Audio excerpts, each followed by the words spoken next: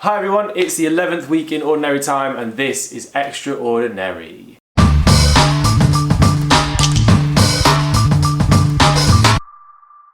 This week's theme is reverence. How do we show reverence to God? Not just God, but Jesus and the Holy Spirit as well, because of course it is three persons in one.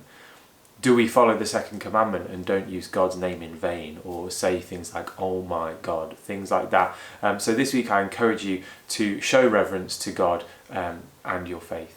Sunday is the celebration of the Most Holy Trinity.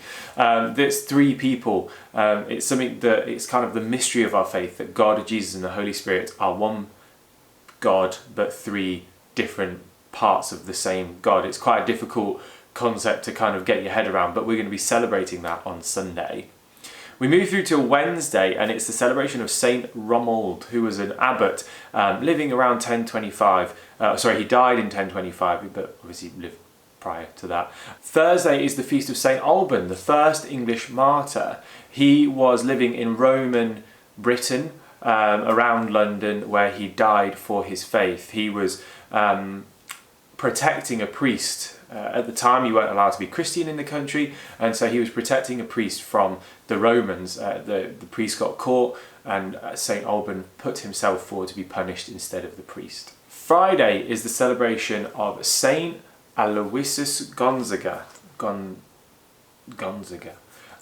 He was an Italian Jesuit who suffered greatly with his health as he grew up and eventually died working with the poor and ill in Italy. Finally, the feast of St. Thomas More and John Fisher, two saints who you may have heard of beforehand because they were English martyrs. So St. Thomas More was basically Henry VIII's right-hand guy, but he rejected what Henry VIII was doing. And St. John Fisher was the cardinal at the time of Henry VIII and again rejected what Henry was doing.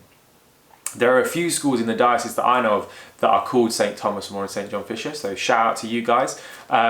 But that is it for this week's Extraordinary. My name is Charles and I'm sure I'll see you soon.